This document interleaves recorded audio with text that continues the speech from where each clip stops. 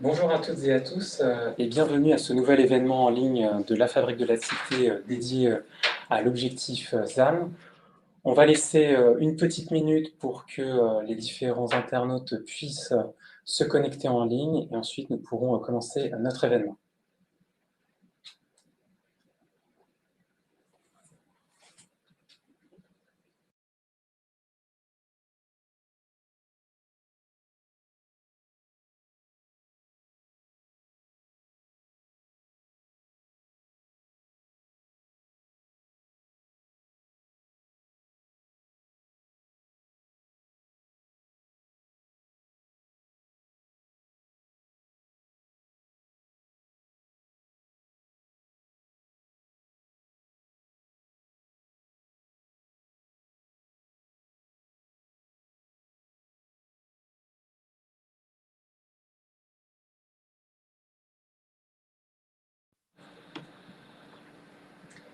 Bonjour à toutes et à tous et bienvenue à ce nouvel événement de la Fabrique de la Cité dédié au zéro artificialisation nette des sols.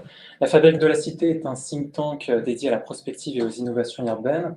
Nos travaux se structurent principalement autour de 5 grands axes de l'aménagement des villes et des territoires, donc les mobilités, l'aménagement urbain et bâti, l'énergie, la révolution numérique et les nouveaux usages. Ces axes de travail se déclinent par la suite en projets de recherche qui sont menés avec nos partenaires et nous conduisons donc la production de rapports, d'éditos, de points de vue qui permettent d'animer le débat sur l'avenir de la ville et des territoires. Cette année, les principaux thèmes étudiés sont la mobilité, les villes moyennes, la réindustrialisation et l'objectif ZAN qui occupe aujourd'hui notre événement et notre débat de ce jour. Pour introduire et présenter ce débat, je suis Vincent Lerosic, directeur adjoint de la Fabrique de la Cité, et Héloïse Desailles, qui est assistante de recherche à la Fabrique de la Cité. Héloïse, je te laisse du coup introduire notre Merci événement. Merci Vincent. Donc, je vais passer, peut-être pas tout de suite. Donc du coup, cette année, la Fabrique de la Cité a décidé de lancer une séquence de travaux sur ce nouvel objectif qui est l'objectif de zéro artificialisation nette des sols. Donc alors pour rappel, c'est un objectif qui a été proposé par la Convention citoyenne pour le climat et c'est la loi climat et résilience du 22 août 2021 qui l'a introduit. Donc c'est un objectif qui a pour horizon 2050 et la loi fixe aussi un objectif intermédiaire pour 2030 de division par 2 du rythme de l'artificialisation. Donc, dans le cadre de cette séquence, nous sommes heureux d'accueillir aujourd'hui notre premier séminaire sur l'objectif. Donc, cette séquence sur le ZAN que nous avons commencé cette année comprendra 4 notes. Donc, à ce jour, nous avons écrit 2 notes. Une première note qui a été publiée en mars dernier, qui constitue une synthèse des auditions menées par la Fabrique de la Cité durant toute l'année 2021. Et une deuxième note qui a été publiée plus récemment en avril, qui fait le lien entre le ZAN et la stratégie nationale bas carbone. Donc, pour discuter de ces 2 notes et de l'objectif ZAN, nous avons le plaisir d'accueillir les 3 intervenants qui sont ici présentés sur le diaporama. Donc, Monsieur Julien Chambon, vous êtes le maire de la ville d'Houille depuis 2020. Vous êtes également vice-président de la communauté d'agglomération Saint-Germain-Boucle de Seine en charge de l'habitat et du logement. Et enfin, vous êtes aussi conseiller départemental des Yvelines. Nous avons aussi Monsieur Laurent Morel avec nous. Vous êtes associé du cabinet de conseil Carbone 4, vice-président du Shift Project et président de l'Institut français pour la performance du bâtiment. Et enfin, Monsieur Cédric Le Guillou, vous êtes docteur en agronomie et aussi responsable technique en gestion agroécologique des sols pour le laboratoire Auréa. Donc, pour commencer cette conférence, on va effectuer un premier tour de table en commençant par une question. Je vais vous demander de répondre très rapidement en 3 minutes seulement. Donc, je vais vous demander pour vous, quel est le principal enjeu de l'objectif ZAN? Et donc, je vais commencer par vous, Monsieur Chambon, en tant que maire de la ville d'Houille. Quel est pour vous le principal enjeu du ZAN? Merci, merci de cette invitation. J'espère que vous m'entendez bien. Oui. Bien. C'est parfait. Donc, merci de cette invitation. Donc, je le disais à cet échange-là. Bonjour également à tous les personnes qui regardent ce débat. Et également, je salue les autres intervenants que j'aurais pas eu le plaisir de croiser en vrai, mais bon, c'est comme ça. C'est aussi le contexte Covid qui veut ça. Ça ne doit pas empêcher le débat, donc on s'adapte. Donc, merci, je redisais, pour la Fabrique de la Cité, de l'organisation de ce débat et surtout Rapidement, merci aussi de m'inviter en tant qu'élu, parce que je pense que ce sont des débats qui parfois sont très technicisants et très techniques, et c'est important. Je pense que le champ politique, les acteurs politiques se saisissent de ces différents enjeux et aussi leur voix à faire porter. Donc, très rapidement, par rapport à l'enjeu du ZAN, rien que le terme, on a déjà perdu tout le monde, j'ai envie de dire, c'est dans l'acronyme habitable, si je puis dire. Donc, cet enjeu en tout cas, de l'usage du foncier et d'arrêter, on va dire, d'artificialiser du foncier. Moi, je suis maire dans la région Île-de-France, donc ça peut être des forêts, ça peut être des champs. En tout cas, ce qui est considéré comme naturel, d'arrêter de l'artificialiser, ce foncier-là. Pour moi, l'enjeu majeur, finalement, c'est ce que j'ai dit, c'est quel est l'usage légitime du foncier et qui décide de l'usage du foncier. Qu'est-ce qui est rare en Île-de-France particulièrement et aussi dans une ville de grande banlieue? C'est la terre, c'est l'espace, c'est le foncier. Donc ce qui est rare devient un enjeu fort entre les différentes puissances, si je puis dire, qu'elles soient économiques ou politiques. Et finalement, l'objectif ZAN vient rendre plus aigu ces enjeux de qui décide de l'usage du foncier. Est-ce qu'on doit l'utiliser pour du logement? Est-ce qu'on doit l'utiliser pour de l'activité économique? Si on préserve du foncier, peut-être dans nos zones agricoles, du coup, qu'est-ce qu'on fait du foncier disponible ou non disponible dans les villes, donc dans les territoires déjà considérés comme artificialisés? Donc moi, vraiment, pour moi, l'enjeu du ZAN, c'est finalement ça, ça rend aigu, en fait, les tensions qui sont déjà, quelque part, à l'œuvre et existantes, notamment en Île-de-France. Donc, comment on utilise, qui décide de la légitimité de l'usage du foncier, quelle destination on lui donne et quelles sont finalement les bonnes échelles de décision. Et ça aussi, alors c'est peut-être mon tropisme encore une fois francilien, mais on est en France, on a un joyeux bordel administratif et politique en région Île-de-France. Hein. On a la commune, on a l'agglomération, on a potentiellement des syndicats d'aménagement, on a le département, on a la région, on a l'État. Rien que là, on ne sait déjà plus qui décide de quoi, comment on applique une stratégie. Donc, en tous les cas, l'enjeu de la ZAN, c'est ça. C'est l'enjeu politique. Qui décide, quel usage du foncier on fait. Et pour moi, la ZAN vient raffermir et retendre en fait déjà ces rapports de force sur l'usage du foncier. Et surtout, ça pose la question de l'éclairage. Moi, à l'échelle de ma mairie, artificialisée sur son territoire, je ne peux pas analyser la situation à cette échelle-là uniquement. Donc forcément, il faut élargir la focale, peut-être déjà l'agglomération, peut-être le département. Donc on voit bien que l'enjeu politique, il est aussi institutionnel sur comment on adresse la légitimité de la question politique sur cet objet-là et les conséquences à chaque niveau territorial, les conséquences concrètes. Donc voilà pour moi en tout cas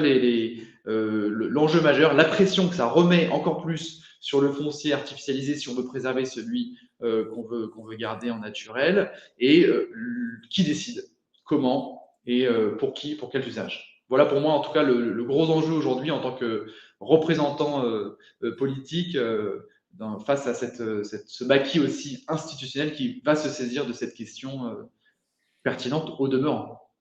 Oui, effectivement, donc le ZAN vient renforcer cette question de l'usage et de la décision. Ensuite, pour vous, Monsieur Morel, je passe à vous en tant qu'expert sur le climat. Quel est pour vous le principal enjeu de cet objectif ZAN? Alors, écoutez, bonjour à tous et à toutes. Je me joins à Monsieur le maire là, pour saluer tout le monde et tous les participants à ce petit séminaire. Je voudrais dire, alors là, je vais prendre une casquette plus The Shift Project avec vous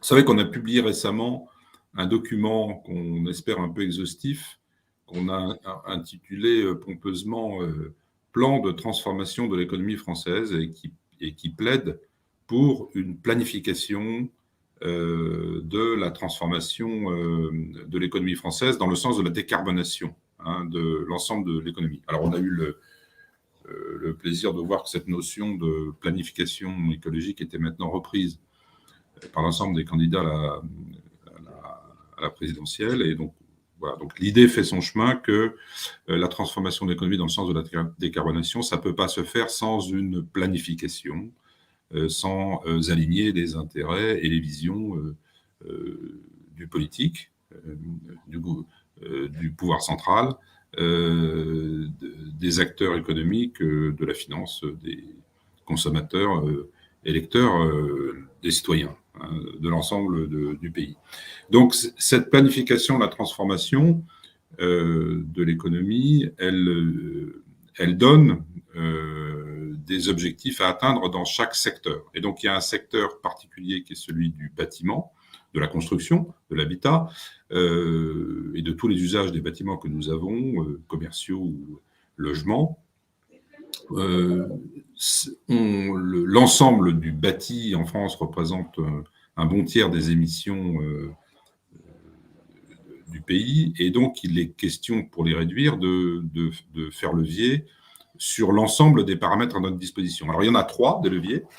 Il y a le premier qui est de réduire les consommations d'énergie dans les bâtiments existants et réduire les émissions liées aux consommations d'énergie dans les bâtiments existants. Donc, c'est consommer moins, consommer mieux, consommer moins de gaz notamment, réduire l'empreinte énergétique de la consommation d'énergie. Il y a un deuxième paramètre qui est réduire ce qu'on appelle l'énergie grise, c'est-à-dire la quantité de carbone engagée dans la fabrication des bâtiments ou leur reconstruction. Donc, ce sont les matériaux et les procédés de construction qui sont plus ou moins carbonés.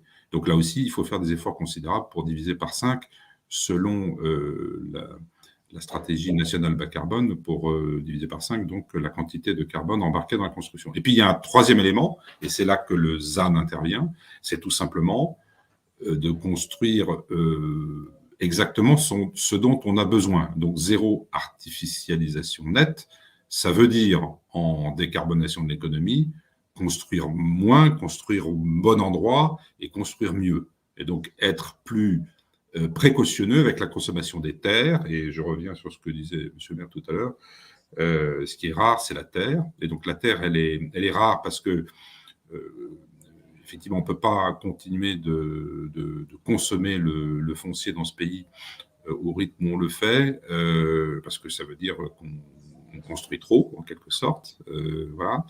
Et deuxièmement, la terre est aussi un puits de carbone. Et donc, quand elle est artificialisée, eh bien, elle joue moins son rôle de captation du carbone. Donc, sous l'angle de la décarbonation de l'économie, qui est une priorité existentielle de notre civilisation, eh bien, le ZAN a toute sa part, à la fois comme moniteur comme instrument de régulation de la quantité de construction, d'une part, et d'autre part, comme indicateur de la préservation de la capacité des terres à capter le carbone. Merci beaucoup. Effectivement, on reparlera de ces puits de carbone plus tard dans la conférence. Et enfin, je termine par vous, Monsieur Le Guillou. En tant qu'agronome, quel est pour vous le principal enjeu de l'objectif ZAN ? Oui, bonjour à tous et à toutes. Merci tout d'abord aux organisateurs de m'avoir convié à ce séminaire et je salue les autres intervenants. Alors pour ma part, je vais me placer du côté de la question technique, je dirais, de la mise en œuvre opérationnelle du ZAN, mais qui vient répondre et alimenter, je dirais, la question politique. Concrètement, ça veut dire que demain, la décision publique aura des choix très forts à faire, comme l'a dit Monsieur le maire, des choix très aigus, entre telle zone à artificialiser plutôt qu'une autre, ou de zones à renaturer. Pour cela, on aura besoin d'éléments tangibles, d'informations objectives pour éclairer ce choix. Sachant qu'aujourd'hui, on passe d'une approche peut-être historique relativement abstraite des sols, une vision basée sur le foncier, à aujourd'hui une approche très concrète des sols dans toute sa réalité physique et sa notion d'utilité, de service à la société. Un sol, c'est évidemment une surface, mais c'est aussi un élément qui se regarde vers la profondeur, vers le souterrain, avec une organisation physique, chimique et biologique, une caractérisation et des caractéristiques précises. Et les sols, par leur nature, rendent de nombreux services. Alors évidemment, de support à nos infrastructures, mais c'est aussi un support à la production végétale, et je pense en particulier à des fins alimentaires. Et c'était aussi un régulateur des inondations, du climat, on en parlera plus tard. Et c'est un habitat également d'une très riche diversité d'organismes vivants. On estime qu'environ un quart de la biodiversité terrestre se trouve dans les sols. On le voit, donc les sols rendent de nombreux services. Donc finalement, demain, dans un enjeu de planification territoriale, comme ça a été évoqué précédemment, nous aurons besoin d'outils clairs, pragmatiques, pour évaluer la qualité des sols, potentiellement selon différents angles de service que j'ai précédemment évoqués, pour pouvoir faire des choix en pleine connaissance des enjeux. Parfait, merci beaucoup messieurs pour ces éléments d'introduction sur les enjeux de l'objectif zéro artificialisation nette des sols. Pour poursuivre et du coup alimenter la discussion, on souhaite vous restituer une première partie de nos travaux, donc notamment la première note qui est une synthèse des auditions organisées par un groupe de travail qui a rassemblé en tout une vingtaine de personnes auditées pour justement poursuivre et caractériser les différents enjeux de cet objectif zéro artificialisation nette des sols. Beaucoup de questions ont été soulevées. La question foncière est bien évidemment une question épineuse, comme vous venez de le rappeler. Ce n'est pas nouveau. Effectivement, cette nouvelle objectif zéro artificialisation nette des sols vient complexifier, encore une fois, un peu plus cette équation. Mais pour autant, il nous semble effectivement important de rappeler un certain nombre de données quantitatives pour essayer de qualifier également sous cet angle les données du problème, parce qu'effectivement, le problème de l'artificialisation est quand même d'abord et avant tout un problème quantitatif en France. Un certain nombre d'études statistiques ont montré, avec des mesures différentes, qu'entre 5,5 et 10% du territoire français est déjà à ce jour artificialisé. Pris sous cet angle national, cela peut paraître relativement marginal, mais ce qui importe, c'est plutôt d'avoir une perspective où on se met dans une comparaison européenne et notamment de rapporter ce chiffre par rapport au nombre de 100 000 habitants. Et là, on constate qu'effectivement, la France, c'est 47 km² qui sont artificialisés pour 100 000 habitants. Et ça fait de la France le pays le plus artificialisé d'Europe par habitant. Donc ça, c'est quand même une donnée qui nous semble importante de qualifier. Et le dernier point, c'est qu'effectivement, depuis les années 80, il y a eu quand même une très forte croissance de cette artificialisation des sols qui était bien plus importante que l'accroissement démographique. C'est plus de 70% des terres artificialisées qui ont été artificialisées depuis 1980. Donc ça, c'est pour les données quantitatives. Ensuite, concernant les problèmes qui ont pu être soulevés à l'occasion de ce groupe de travail, on a senti d'abord effectivement d'importants questionnements concernant la déclinaison territoriale de cet objectif national qui a été fixé dans la loi Climat Résilience. Une déclinaison qui se fait par une approche, on va dire, multiscalaire, d'abord au national, ensuite au niveau régional, donc à l'échelle 2024, au niveau de ce qu'on appelle les SRADET, voilà, dans le jargon de l'aménagement du territoire. Ensuite, cela descend au niveau des aires urbaines avec le document phare qui est le SCOT, donc à horizon 2026. Et ensuite, une déclinaison encore un peu plus fine au niveau local, communal, intercommunal, à travers les PLU, plans locaux d'urbanisme, qui peuvent être éventuellement intercommunaux dans certains territoires.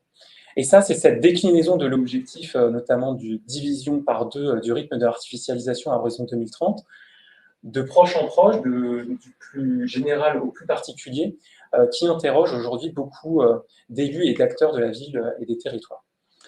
Ensuite, il y avait une autre question qui nous semblait importante de développer, qui a déjà été un petit peu esquissée dans les interventions préliminaires, c'est comment on concilie cet objectif zéro artificialisation nette des sols avec les besoins économiques et sociaux, et plus particulièrement, notamment, les besoins en logement.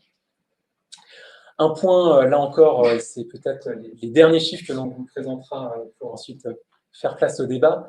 D'abord, observer que 42% des sols artificialisés aujourd'hui relèvent de l'habitat et que cela représente 68% du flux annuel depuis ces 10 dernières années. Donc effectivement, l'étalement urbain contribue de façon assez importante à ce phénomène d'artificialisation. Pour autant, il y a des besoins en logement qui aujourd'hui sont non satisfaits, notamment dans les territoires les plus tendus, en particulier les grandes métropoles, mais aussi certains territoires frontaliers ou touristiques. Et là, les estimations varient concernant les besoins en logement.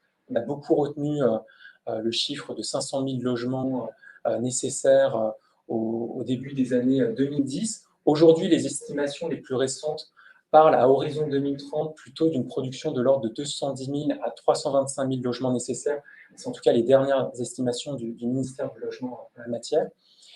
Et enfin, un dernier point qui nous semble important, c'est le devenir de la maison individuelle, qui est un des sujets récurrents qui revient souvent dans ces débats.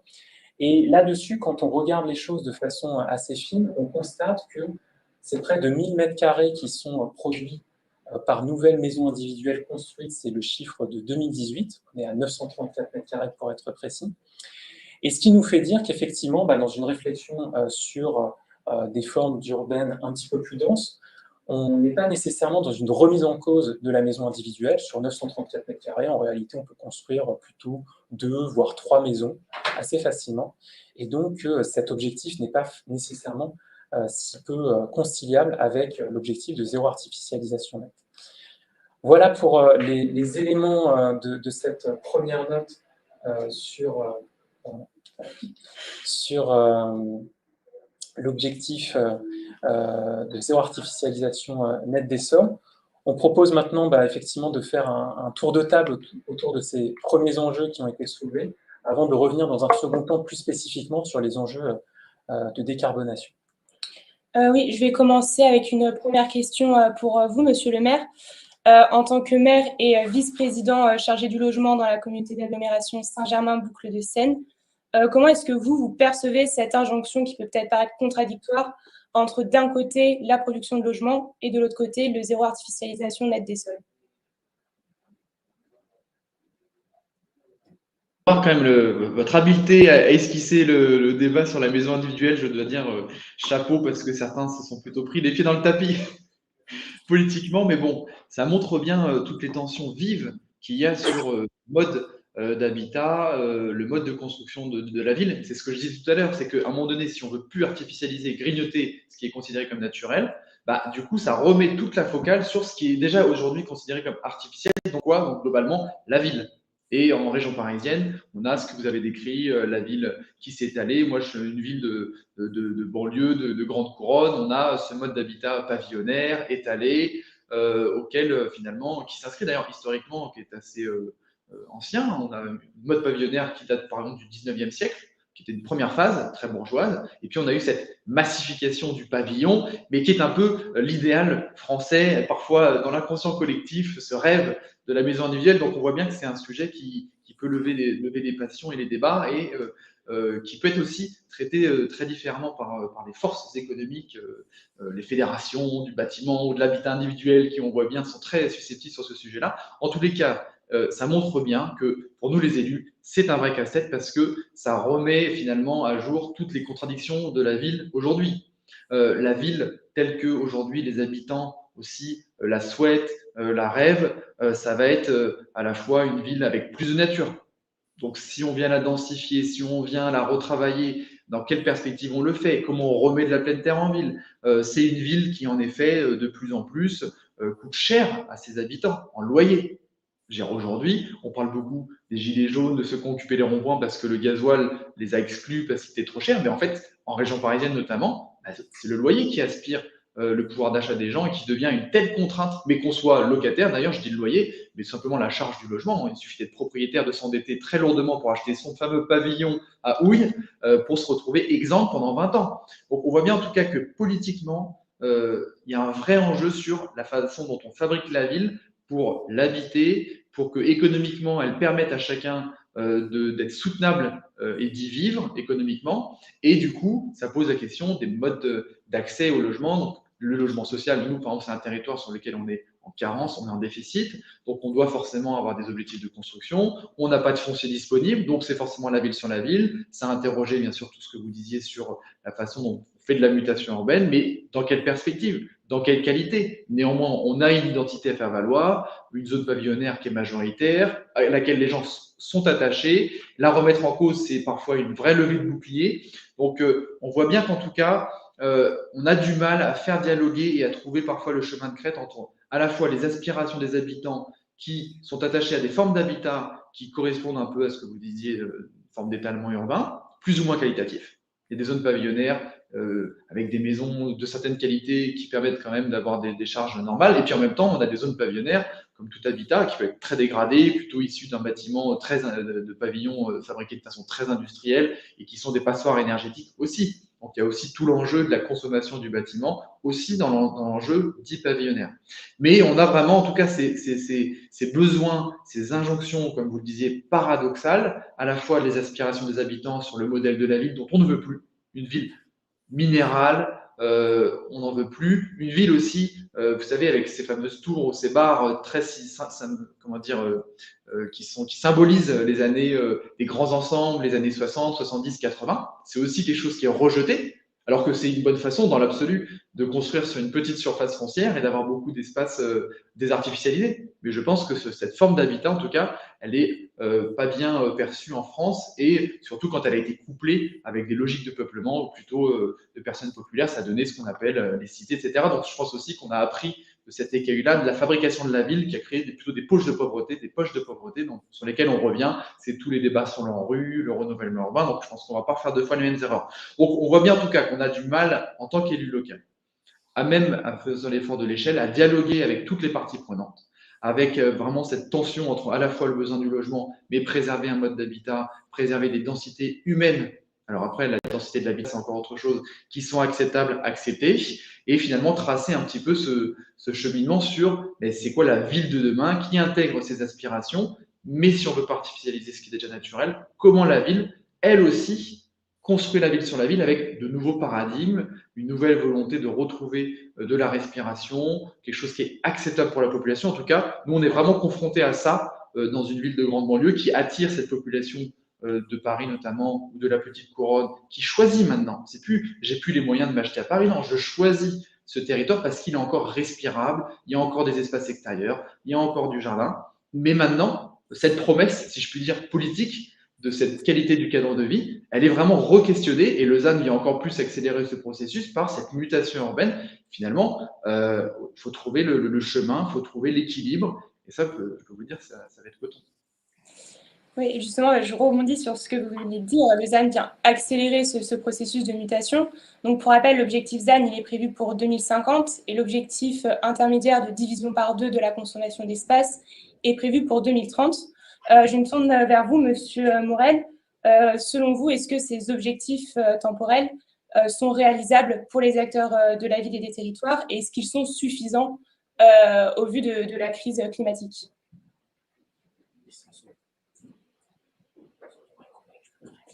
Votre micro a été coupé. Oui, ce qui nous challenge tous sur le domaine du bâtiment, c'est que la réduction du potentiel d'émissions de gaz à effet de serre du fait du bâtiment est faisable. C'est-à-dire que le bâtiment est un domaine dans lequel non seulement il est souhaitable et nécessaire de diviser par 5 les émissions, mais en plus c'est faisable. Vous voyez la pression que ça met collectivement à tout le monde, hein, donc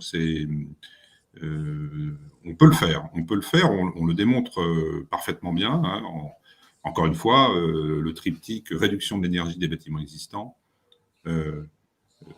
meilleure empreinte carbone plus faible des modes de construction, hein, et puis rationalisation des besoins de bâtiments nouveaux et de foncier. Donc c'est faisable, c'est absolument faisable. La façon d'y arriver, eh bien, c'est de planifier. Et planifier,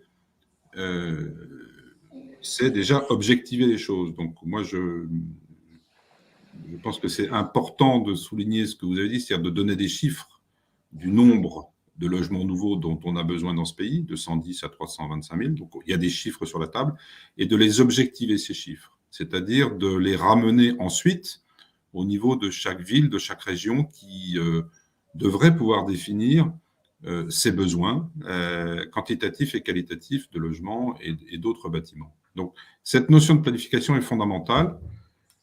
Je pense qu'on est en train d'y parvenir collectivement, et plutôt que de se jeter des chiffres à la figure, on a besoin de tant de centaines de milliers de logements, ou moins ou plus, de rationaliser ce processus. Je pense que le processus est engagé.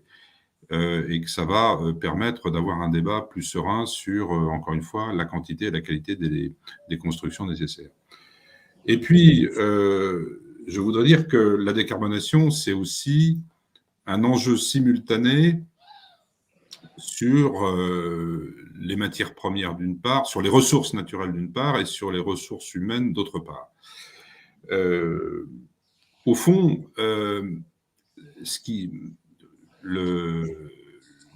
la question de la rationalisation de l'emploi du bâtiment va nous amener à réfléchir, à comparer les avantages de la construction neuve à ceux de la rénovation.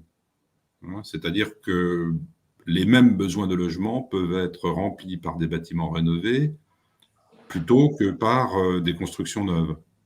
Je ne dis pas que c'est plus facile, c'est quelquefois plus compliqué, mais les besoins peuvent être adressés de la même façon. Donc, il y aura ces choix à faire à peu près partout, dans toutes les villes, dans toutes les géographies, de privilégier la rénovation, la préservation et l'amélioration de l'existant à la construction neuve. De la même façon que cette nouvelle politique va privilégier l'emploi par rapport aux matériaux. Je m'explique, la construction neuve, c'est plus de matériaux. La rénovation, c'est beaucoup plus de temps passé, c'est beaucoup plus d'emplois. Donc, au fond, la transformation de l'économie vers la décarbonation, c'est moins de matière, plus d'emplois. C'est moins de construction neuve, très probablement, et beaucoup plus de rénovation. Ok, oui, c'est très clair. Vous avez parlé de planifier. Donc, je pense que c'est un peu ce qu'on essaye de faire aussi via les documents de planification type SRADET, puis SCOT, puis PLU. Donc, je me tourne une nouvelle fois vers vous, monsieur le maire. Comment, vous, en tant que maire, comment est-ce que vous appréhendez cette déclinaison territoriale de l'objectif ZAN?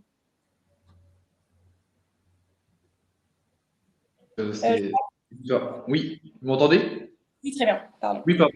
Non, mais ce qui a été dit juste précédemment, moi, j'y souscris complètement. Il faut vraiment qu'on ne peut plus inventer la ville comme il y a 30 ans, on ne peut plus créer la ville comme il y a 30 ans, il faut intégrer ça et nos habitants, même si ils tiennent quand même à leur maison individuelle, ils ont tous conscience que la transition écologique doit se faire et on a besoin de créer, de retravailler sur une ville qui est existante. Donc, je pense que ça fait son chemin et ça peut vraiment avoir beaucoup de sens. On parle de réemploi des matériaux, donc là-dessus, j'y souscris. Après, c'est ce que je redisais, la façon dont on fabrique la ville aujourd'hui, c'est complexe. À la fois, c'est complexe institutionnellement parlant, à la fois parce que la ville, nous, dans notre agglomération, les villes ont gardé la main sur le PLU. Il n'y a pas de PLU intercommunal parce que finalement, pour les habitants, celui qui incarne, celui qui décide, celui qui fait l'échelon démocratique aussi du débat, c'est la commune qui a du sens. Ça n'empêche pas de se coordonner, de stratégiser avec le territoire qui existe autour de nous. D'où pas la subsidiarité, mais en fait, le PLU doit être conforme au SCOT, qui est conforme au SDRIF, en tutti quanti, toute l'architecture, on va dire, administrative et politique qui encadre l'urbanisme. Donc ça, c'est quand même important, c'est bien, mais c'est vrai que c'est toujours compliqué sur la notion de décision. Qui décide, qui assume sur la forme que la ville doit prendre. Donc, moi, le gros enjeu, en tout cas, je pense, c'est si l'élu peut se staffer, s'équiper, avoir des équipes de plus en plus compétentes, ce qui est toujours un enjeu aussi pour adresser cette stratégie d'aménagement complexe. Ok, c'est déjà un enjeu pour une administration locale, parce que aussi, il faut dire que le dialogue avec l'État, c'est un peu appauvrir la matière. Si aujourd'hui le dialogue se contente de dire vous avez atteint votre construction de logements sociaux, ça va, vous n'avez pas atteint, on vous cartouche, pardon, je suis un peu vulgaire, mais on vous met une amende, on vous carence et on passe à autre chose. Et en fait, il n'y a pas de débat, on ne fabrique pas ensemble. On voit bien que ça s'est appauvri aussi dans le dialogue avec des structures qui devraient nous apporter ce surcroît d'expertise. Ça, c'est un enjeu. Le deuxième enjeu, c'est comment on fait avec les habitants. Et là, ça vient poser en fait toute la question de la fabrique de la ville. Comment, vous le disiez, l'objectivation des chiffres, l'acculturation sur les chiffres, pour que le récit politique, l'objectif politique, soit aussi partagé par les habitants. Parce que si choisir, c'est aussi faire des concessions. Si on peut choisir de densifier la ville, encore une fois, comment, avec quel équilibre, avec la volonté d'avoir de la nature en ville, d'avoir aussi une transition écologique, de vouloir aussi désartificialiser nos nombreux sols dans nos villes, nos voiries, nos parkings, nos cours d'école, que sais-je. Comment est-ce qu'on arrive à associer l'habitant et à fabriquer la ville ensemble? Et je pense que c'est aussi la leçon, en tout cas, qu'il faut en tirer. Ça rend plus aigu, donc ça tend les relations avec les habitants. Il faut qu'on trouve aussi des manières de faire, des manières de fabriquer la vision politique de nos villes et dans laquelle on va pouvoir ouvrir des chapitres urbains et accompagner, embarquer avec nous les habitants. Aujourd'hui, c'est pas compliqué. Vous avez un projet, il tombe du ciel, vous avez, et c'est bien légitime parfois, les habitants, ils sortent les pancartes, ils font des manifs, j'en sais quelque chose, mais moi, mon objectif, c'est de fabriquer un chemin, de pouvoir concilier parfois des injonctions paradoxales, de trouver un chemin de crête, mais surtout, pour moi, on ne peut plus faire sans les habitants, dès l'impulsion d'un projet au sein de la ville, comment on arrive à créer un peu cette méthodologie au-delà des outils administratifs et politiques, le PLU, qui doivent traduire tout ça. Mais c'est de la technique. Il faut aussi qu'on ait une vraie ingénierie sociétale, je pense, sur la façon dont la ville va adresser ces enjeux-là à tous les échelons pour nourrir un débat politique de qualité, mais en même temps qui avance et qui ne se bloque pas. Merci beaucoup pour votre réponse. On va peut-être passer à la deuxième partie, histoire d'avancer. On aura l'occasion de débattre à nouveau par la suite. Donc, je vais vous présenter la deuxième note que nous avons rédigée. Donc, c'est vrai qu'après cette première note de synthèse que vous a exposée Vincent, nous avons réalisé une deuxième note dont le but était de recentrer l'objectif ZAN au service de la stratégie nationale bas carbone. Donc, pour rappel, la stratégie nationale bas carbone, ou SNBC pour faire court, c'est la feuille de route de la France pour atteindre la neutralité carbone en 2050. Et donc, notre objectif dans cette note, c'était de montrer comment est-ce que le ZAN peut aider à atteindre cet objectif de neutralité. Et donc, durant toute la première partie de la note, on explique le lien entre sol et climat, avec peut-être l'écueil qui est qu'à la Fabrique de la Cité, on a plutôt des profils issus des sciences sociales. Donc ici, on va profiter du fait que l'on a Monsieur Le Guillou, ingénieur agronome avec nous, pour nous expliquer ce lien entre sol et climat. Donc, je vous laisse la main, Monsieur Le Guillou. Je reprendrai ensuite la main pour faire le lien avec le reste de la note. Donc, j'ai mis vos diaporamas et vous me dites quand est-ce que je vais les faire défiler. Très bien. Donc, en effet, je vous propose quelques diapos pour illustrer ou vous faire prendre conscience, en tout cas, de l'importance des sols vis-à-vis de l'enjeu climat, parce que je pense que c'est un lien qui n'est pas forcément évident, sol-climat. Donc, première illustration, vous avez ici un graphique issu d'institutions internationales, qui synthétise des simulations d'émissions de gaz à effet de serre au cours du temps en fonction de différents scénarios qui sont complètement liés à quel effort de mesure nous mettons en place pour réduire les émissions de gaz. Et ce qu'il y a d'intéressant, c'est qu'au bout de ces simulations, vous pouvez voir apparaître de manière associée à chaque scénario quel réchauffement du climat on atteint en termes de température. Et donc, au-delà de discuter précisément des scénarios, moi, ce que je voulais ici vous montrer, qui était intéressant, c'était que si vous prenez le scénario bleu qui est en gros pour limiter le réchauffement à en dessous de 2 degrés, qui est l'objectif des accords de Paris, là, vous voyez apparaître au cours du temps la nécessité de net negative global emission. Donc, qu'est-ce qui se cache derrière ça ? En fait, c'est la nécessité de, au-delà de réduire nos émissions, il y a la nécessité aussi de capter du CO2, d'en retirer de l'atmosphère. Alors pour ça, il y a différentes approches. Il y a des approches technologiques avec des investissements associés nécessaires. Et puis il y a des approches que je vais appeler plutôt biologiques et où là, les sols vont prendre toute leur part. Diapo suivante, s'il vous plaît. Alors les sols, dans cet enjeu climat, en fait, d'où il vient est illustré ici les différents compartiments du carbone à l'échelle du globe, alors de manière très simplifiée. Donc, c'est les réservoirs de carbone dans différents compartiments, végétation, carbone fossile, océan, atmosphère, et puis les flux aussi associés entre ces compartiments. Donc, je voulais vous faire prendre conscience de 2 choses. D'une part, que le compartiment sol, vous voyez, c'est exprimé en rouge de 1500 à 2400 milliards de tonnes de carbone dans le sol. Et vous voyez que comparativement à la végétation ou l'atmosphère, c'est 2 fois plus que l'atmosphère et la végétation réunies. Donc ça montre bien toute l'importance du compartiment sol, déjà, en termes de réservoir carbone. Ça veut dire que toute variation à la baisse ou à la hausse de carbone dans le sol va impacter la concentration en CO2 de l'atmosphère et donc le climat. Donc ça, c'était déjà une première chose, l'importance de ce compartiment sol vis-à-vis du cycle du carbone et donc du climat. La deuxième chose qui est intéressante à voir ici, c'est qu'il y a des flux. Alors, il y a des flux en positif et il y a des flux en négatif. Les négatifs, c'est en l'occurrence la captation possible de carbone sous forme de CO2 dans ces compartiments. Donc, il y a évidemment dans l'océan, mais ce qu'il y a de manière peut-être plus intéressante, parce que là, on peut la gérer, c'est la possibilité de capter du CO2 dans la végétation et les sols. En fait, la végétation, c'est une pompe à photosynthèse, et cette photosynthèse, c'est une captation de carbone qui est ensuite redistribuée et séquestrée potentiellement durablement dans les sols. Donc là, le sol peut être un contributeur, je dirais, positif, un puits de carbone pour séquestrer du coup du CO2 dans les sols et donc le retirer de manière nette, positive de l'atmosphère. Troisième diapo, s'il vous plaît. Alors, les stocks de carbone dans les sols, en fait, on parle de quelle valeur? Donc ici est présenté des valeurs moyennes, issues de synthèse de travaux de recherche, de stocks de carbone dans les sols en fonction des modes d'usage.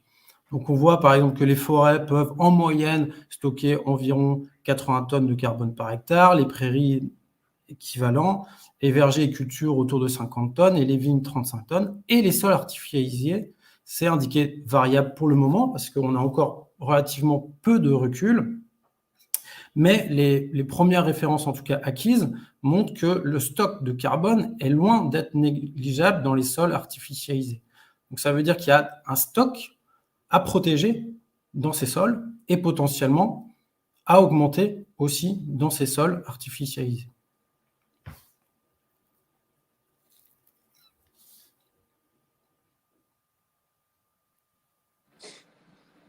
On est d'accord dans cette dernière slide, on parle bien de l'estimation du stock de carbone dans les 30 premiers centimètres. Oui, 30 premiers centimètres. Dans la végétation éventuelle. Non, c'est uniquement dans la partie sol, 30 premiers centimètres, sachant que quand on est sur les sols artificialisés, ça peut aller bien au-delà des 30 centimètres, donc les valeurs vont pouvoir être beaucoup plus importantes dans les sols artificialisés. Et c'est strictement la partie sol, en effet. Oui, effectivement, merci beaucoup pour votre présentation. Ça nous permet vraiment de comprendre pourquoi est-ce que les sols sont si importants dans le cadre de la lutte contre le changement climatique, et donc pourquoi il est aussi primordial de les sauvegarder pour atteindre la neutralité carbone. Or, il faut savoir que depuis 2006 en France, la capacité de stockage carbone par les sols, elle est en diminution.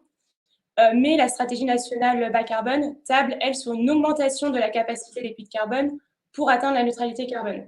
Et donc, comme vous pouvez le voir sur le graphique qui est sur le diaporama, qui est un graphique issu de la SNBC, le trait en pointillé est une projection qui montre l'augmentation prévue de la capacité des puits de carbone des sols qui serait donc nécessaire pour atteindre la neutralité.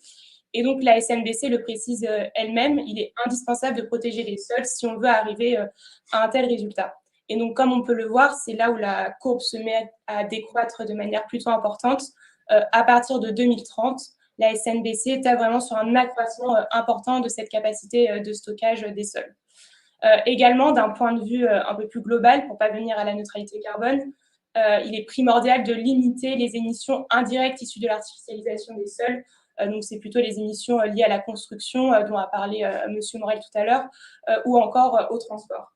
Et là encore, la stratégie nationale bas carbone précise qu'il faut développer des formes urbaines beaucoup moins émettrices en carbone, et elle met notamment en avant le rôle des documents d'urbanisme pour ce faire. Et donc, face à toutes ces problématiques, face à ce que nous a dit M. Leguillou, face à ce que nous dit la SNBC et face à l'objectif ZAN, la Fabrique de la Cité a formulé 3 grandes orientations pour mieux prendre en compte cette dimension climatique dans les politiques d'aménagement. Donc, ce sont les 3 qui sont ici sur le diapo. Notre première grande orientation pour que le rôle des stocks de carbone soit pris en compte de manière concrète, nous proposons que l'objectif climatique soit inscrit comme prioritaire dans les définitions législatives de l'artificialisation et de la compensation, donc pour avoir une base légale plus importante sur ce sujet. Ensuite, notre deuxième grande orientation, nous proposons que le stockage carbone des sols soit un critère déterminant des politiques d'aménagement et donc qu'il soit pris en compte dans les différents documents d'urbanisme à différentes échelles, donc SCOT, PLU, SRADET. Et donc, notamment au niveau du PLU, donc du plan local d'urbanisme, intégrer cette considération peut permettre d'orienter le zonage des zones urbanisées pour justement protéger les sols d'une plus grande qualité et les sols avec les plus fortes teneurs en carbone pour éviter un déstockage carbone trop important dans l'atmosphère. Et ensuite, notre troisième grande orientation est de renforcer juridiquement la protection des sols. Donc, il faut savoir que la reconstitution d'un stock de carbone dans le sol, ça peut prendre plusieurs dizaines d'années. Et donc, l'idée, c'est surtout juridiquement de protéger le plus possible en amont ces sols de l'artificialisation. Et donc, pour cela, nous avons formulé 2 propositions concrètes. Premièrement, l'établissement d'une nomenclature nationale visant à hiérarchiser les sols selon leur taux de carbone dans le sol, que pourront ensuite utiliser les collectivités. Et également, nous proposons la création d'un nouvel outil à disposition des collectivités qui pourrait permettre de protéger dans le temps ces espaces avec des stocks de carbone élevés, donc en quelque sorte de les sanctuariser pour éviter qu'ils soient artificialisés. Mais donc, pour intégrer toutes ces considérations dans les documents d'urbanisme, les collectivités ont besoin de savoir quel stock de carbone elles ont dans leur sol. Et donc, plusieurs éléments ont commencé à être développés, notamment par le CEREMA, l'ADEME ou encore des entreprises privées, mais on en parlera peut-être dans le débat par la suite.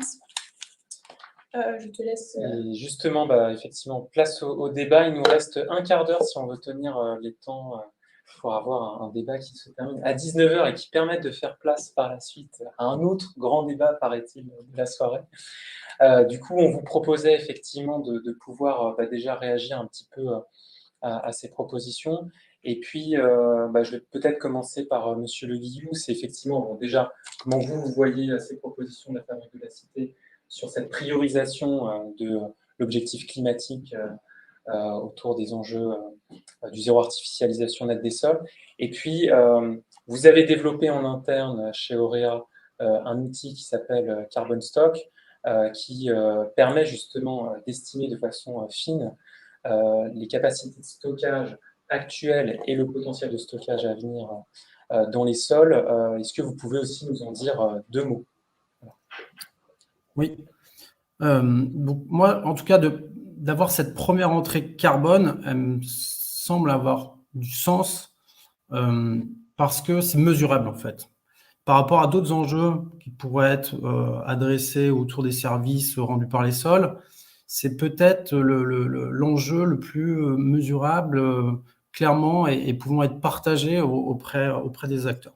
Donc en effet, pour illustrer ça, donc nous on a construit, mais dans un contexte de sol agricole en premier lieu, mais qui a vocation à être dupliqué dans différents contextes de modes de gestion des sols, je dirais, un outil qui s'appelle Carbostock pour justement rendre concret cette thématique encore complexe des sols, du carbone et relié, connecté à cet enjeu climat.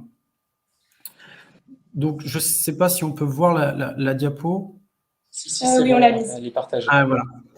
Donc, l'idée, c'est de rendre objective un certain nombre de choses, de rendre factuel, faire un bilan à date dans les différents types de sols, par exemple sur un territoire, en fonction des modes d'usage, de pouvoir aller mesurer à un instant T, là, aujourd'hui, quel est le stock de carbone dans le sol, ce qu'on peut traduire à quelle quantité de CO2 est pour l'instant contenue dans le sol, ce qui permet de potentiellement voir des différences fortes entre des types de sols et entre des modes d'usage du sol, et peut-être d'orienter en tout cas la décision sur préserver tel ou tel type de sol pour préserver son stock de carbone et donc son risque de leur relargage potentiel de CO2 dans l'atmosphère qui ferait qu'accentuer finalement le problème climatique.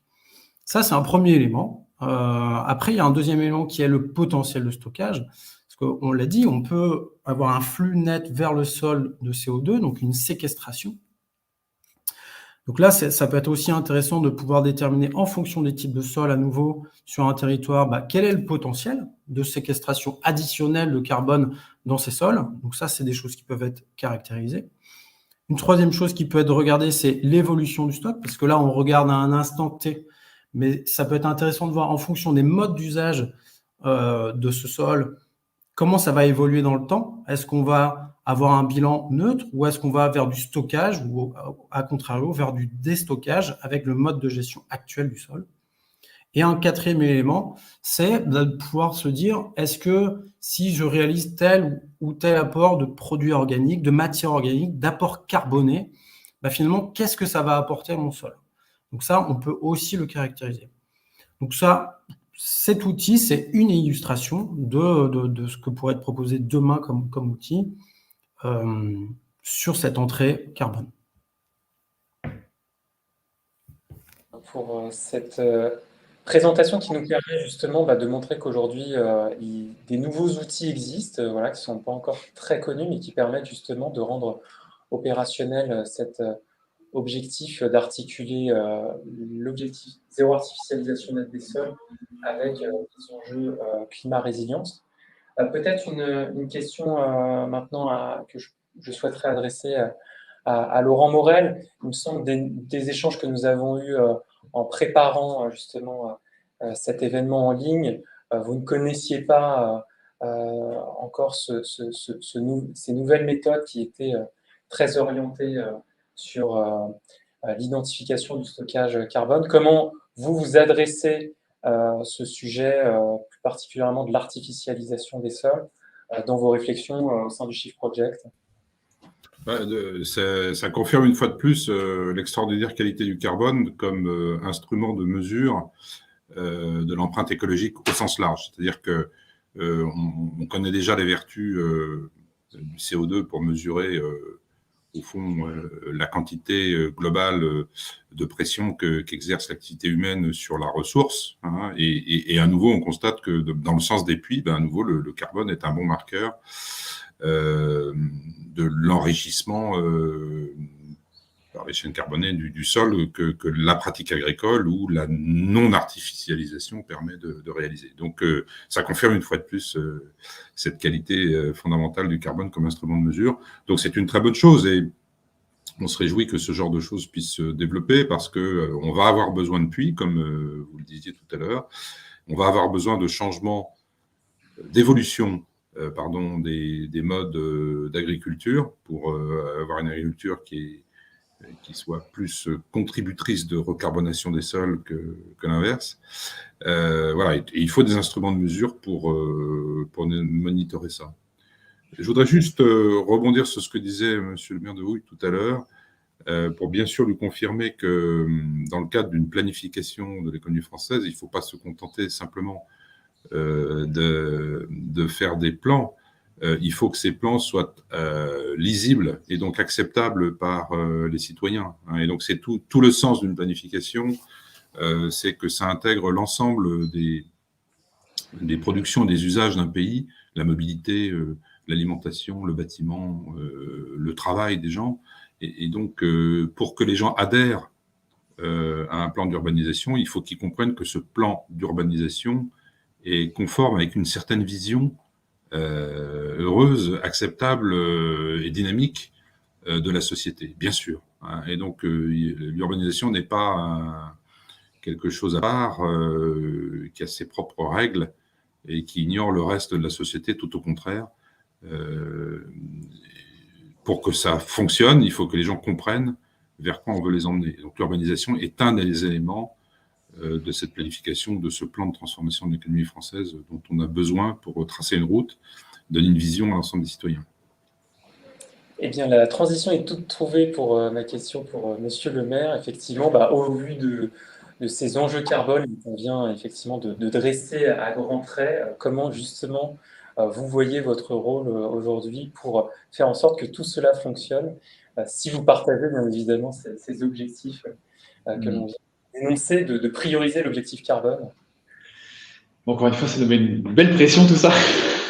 Non, mais moi je pense que vraiment, je souscris vraiment l'objectif et nous, on a la responsabilité de traduire ces enjeux qui peut être un peu éloigné, un peu technique. Oui. Il faut qu'on les traduise auprès, en effet, de nos habitants, qu'on se les approprie et qu'on en débatte. En fait, c'est ça l'enjeu, c'est de ne pas éluder le débat politique. Bien Parce sûr. que le débat technique existe, il avance, les solutions existent, mais en fait, ça ne veut pas forcément dire qu'elles sont opérationnelles au sens acceptable, accepté, reconnu, et du coup qu'elle déroule. Donc c'est pour ça que je dis, nous, notre travail, là en l'occurrence, c'est peut-être d'être un peu médiateur et pédagogue avec l'univers technique, mais de trouver aussi le chemin et d'avoir ce temps de débat inévitable. J'étais avec le ministre de l'Agriculture, Monsieur de Normandie, il y a quelques jours, et il expliquait en effet l'histoire des sols agricoles. Je passe un peu du coq à l'âne, mais ça veut dire que il expliquait que la technique agricole aussi, le labour libère tellement de carbone que maintenant il réfléchissait aussi comment les agriculteurs devaient aborder leurs champs et ne plus, alors que ça fait 1000 ans qu'on laboure les terres. Donc, vous voyez, réussir à faire changer finalement la pratique du sol quelque part, on a encore plus de monde en ville qu'à la campagne à convaincre. Donc, déjà, les agriculteurs, c'est coton, ils ont un attachement profond à leur terre et sincère, mais nous, on a aussi des habitants qui sont très attachés à leur ville et ils ont quelque chose à dire et ils ont quelque chose à faire valoir. Donc, nous, notre métier, ça va être ça. C'est peut-être un rôle de médiation, un rôle d'appropriation, mais un rôle de avoir le temps pour qu'à l'échelle de chaque territoire, on trouve la solution, le cheminement pour atteindre à la fois cet objectif d'intérêt général, la transition écologique, le stockage du carbone, mais comment on le trouve ensemble en créant, en suscitant, en allant chercher de l'adhésion. On n'aura pas du consensus. C'est pas ça l'enjeu. En politique, on sait tous qu'on ne peut pas satisfaire tout le monde, sinon on se perd vite. Mais de trouver quand même un chemin où, mine de rien, chacun a de peut-être faire une concession sur la ville idéale ou peut-être au contraire, peut-être que pour nous, à la fin, ça va être un vrai levier pour améliorer nos villes en fait.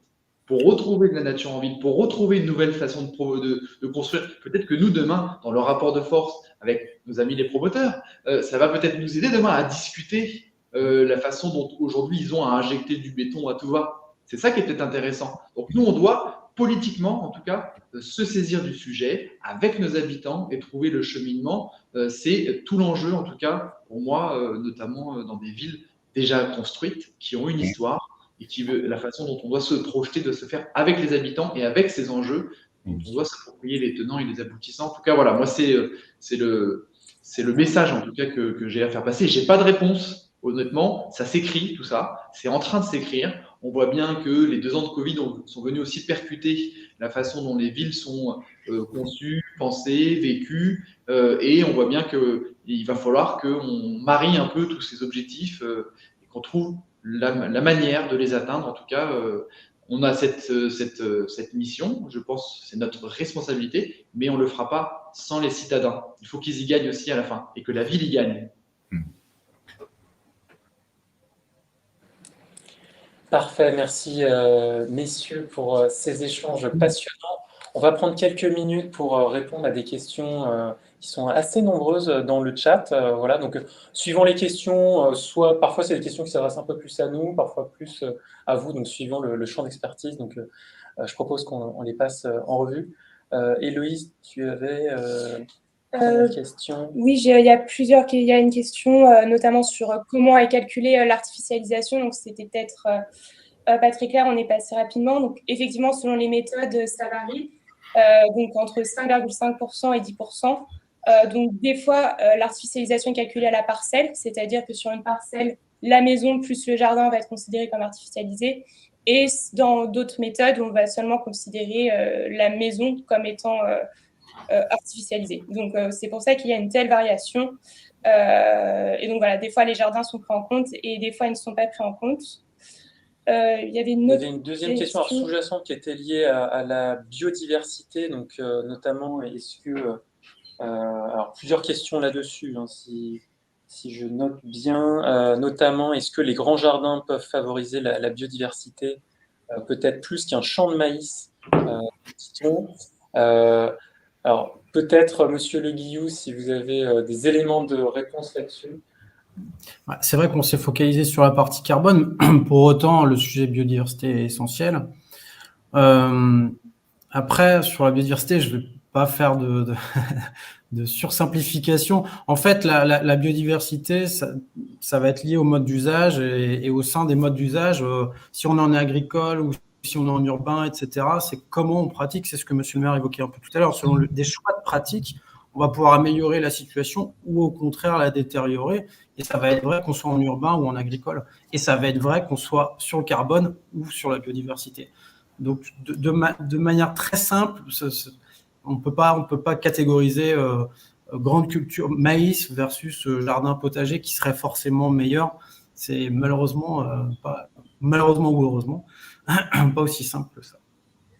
Oui, et puis pour compléter votre intervention, nous, ce qu'on a observé dans le groupe de travail, c'est qu'aussi parfois il y a des malentendus autour de la biodiversité, en tout cas concernant les sols, c'est-à-dire entre la biodiversité surfacique, les animaux qui passent sur un sol, versus la biodiversité qu'il y a plutôt dans les sols, biodiversité notamment microbienne, qui peut y avoir à l'intérieur. Donc, de quelle biodiversité on parle? C'est des sujets qui sont toujours assez complexes à appréhender.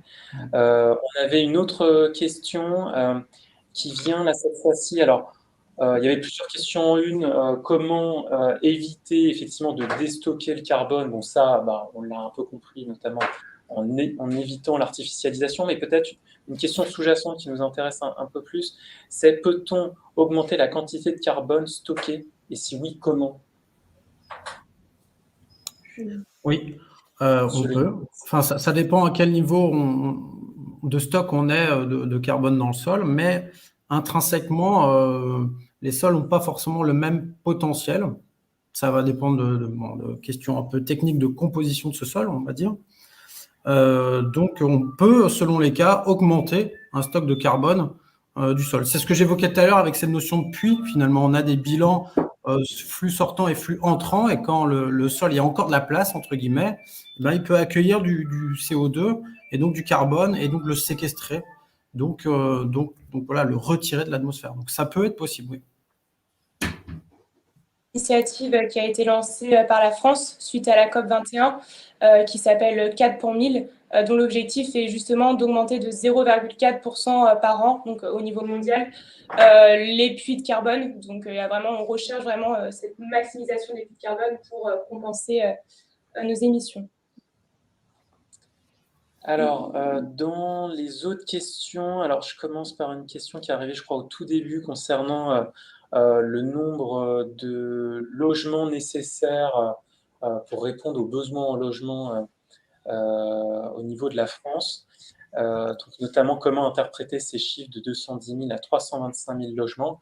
Alors, peut-être que Laurent, vous avez des éléments de réponse. Moi, je vous donne rapidement l'historique que j'ai un peu de ces chiffres-là, que j'ai suivi quand je faisais ma thèse sur le logement abordable.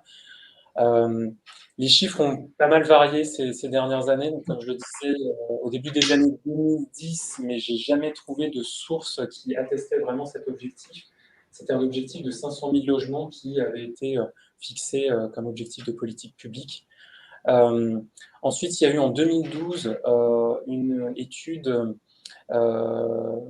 portée par l'INSEE qui objectivait à horizon 2030 un rythme qui était plutôt de l'ordre de 300 à 400 000 logements par an.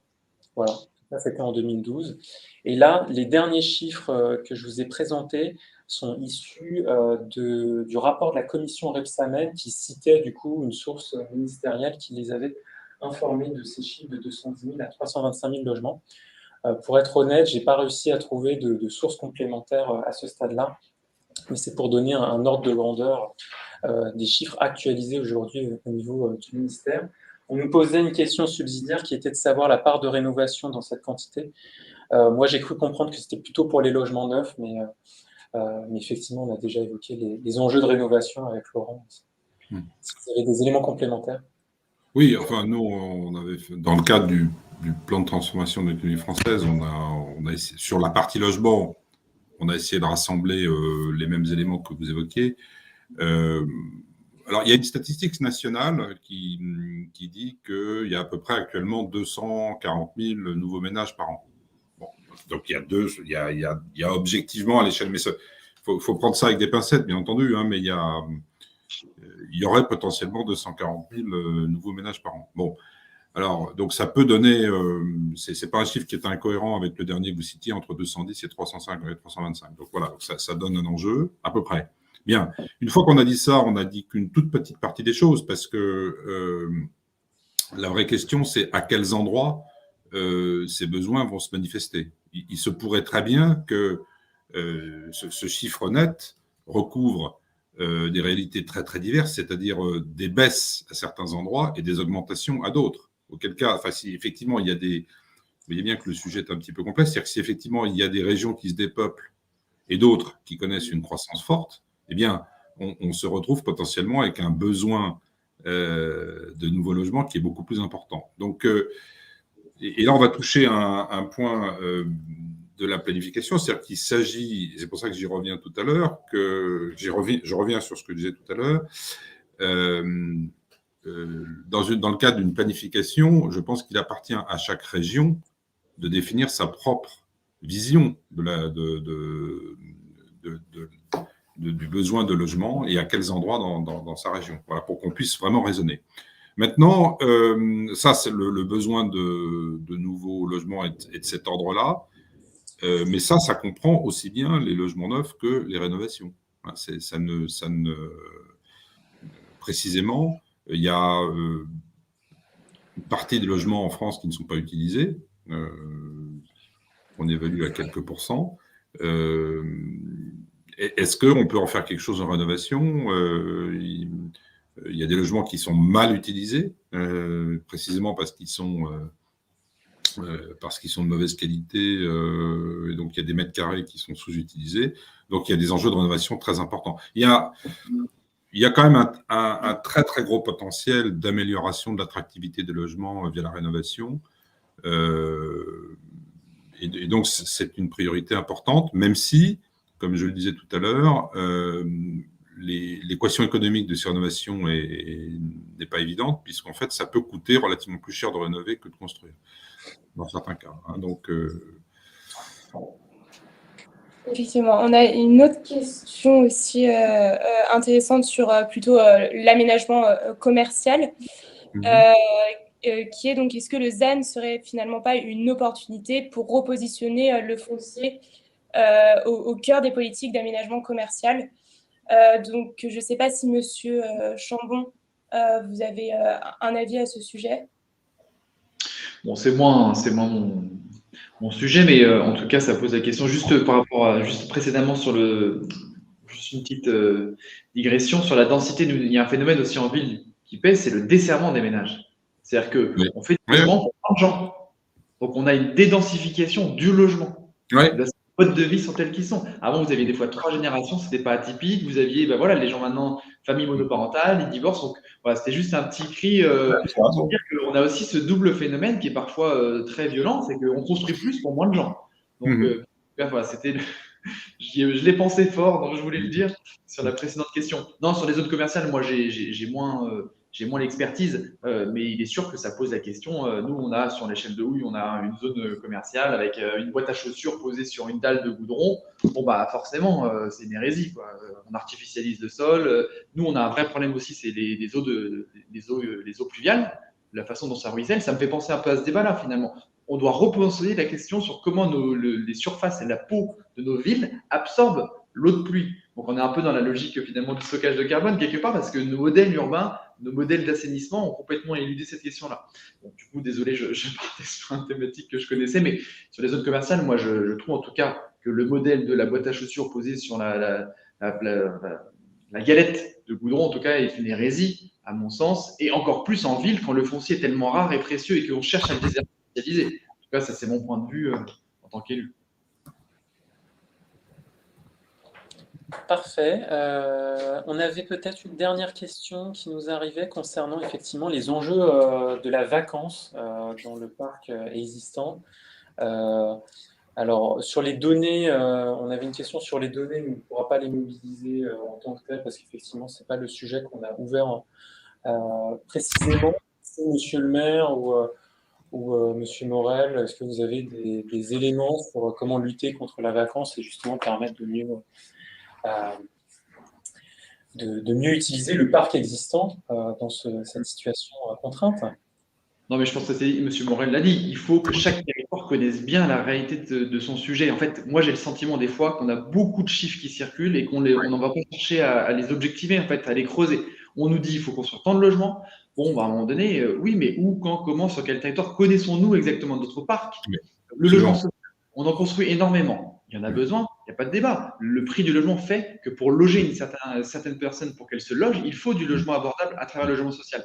Mais est-ce que la question de la gestion du stock, de la gestion de l'occupation réelle, est-ce qu'on se pose la question de savoir qu'aujourd'hui, on a des personnes qui ont élevé leurs enfants, qui se retrouvent dans des F4, dans le logement social, elles sont toutes seules, elles doivent chauffer, c'est une hérésie.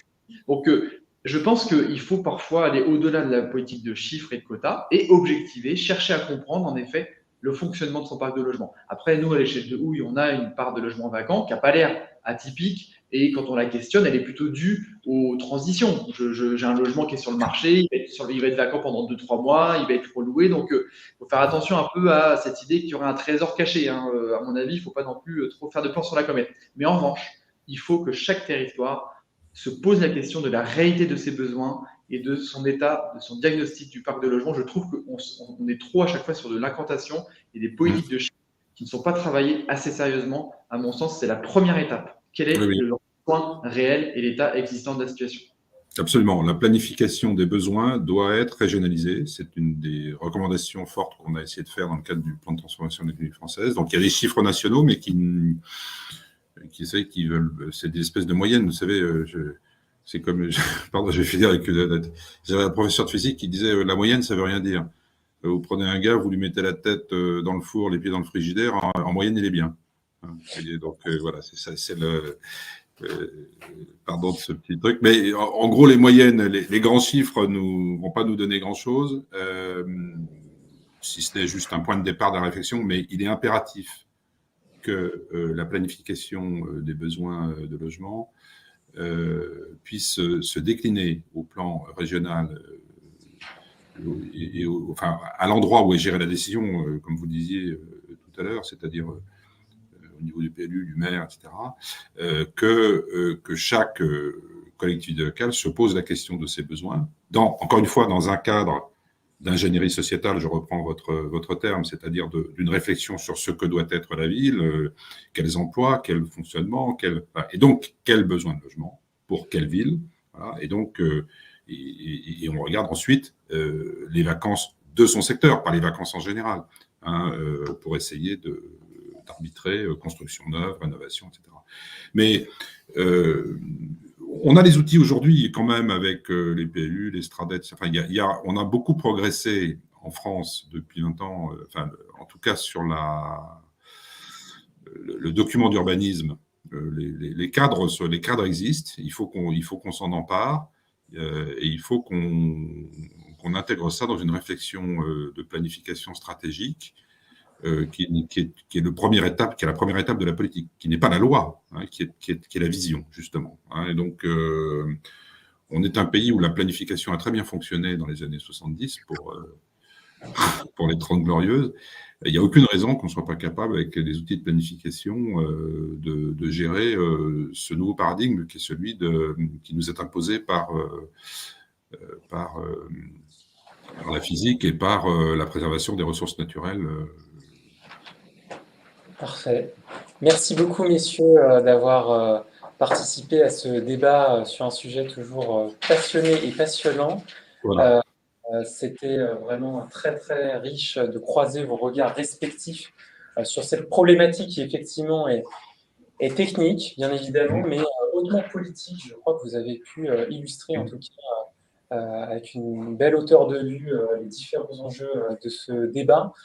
On vous donne rendez-vous pour la suite de nos travaux qui vont être publiés dans le courant de l'année 2022 autour de l'objectif zéro artificialisation nette des sols. Nous avons notamment une réflexion que nous souhaitons porter autour de la constitution d'un marché des droits à artificialiser pour proposer une manière de faire qui puisse être plus fluide pour justement mettre en œuvre cet objectif zéro artificialisation nette des sols. Et une dernière note qui traitera, elle, justement, plutôt des enjeux de stratégie foncière en matière de politique publique à développer pour essayer, justement, de concilier les différents enjeux, parfois des injonctions contradictoires sur la réindustrialisation, la production de logements, tout en conservant effectivement les sols qui sont une ressource rare à préserver. Merci beaucoup, messieurs, pour ce débat. Merci de nous avoir suivis dans ce live en direct et d'avoir posé vos questions. Et on se retrouve très bientôt pour un nouvel événement. Au revoir. Au revoir. Merci à vous. Merci. Au revoir.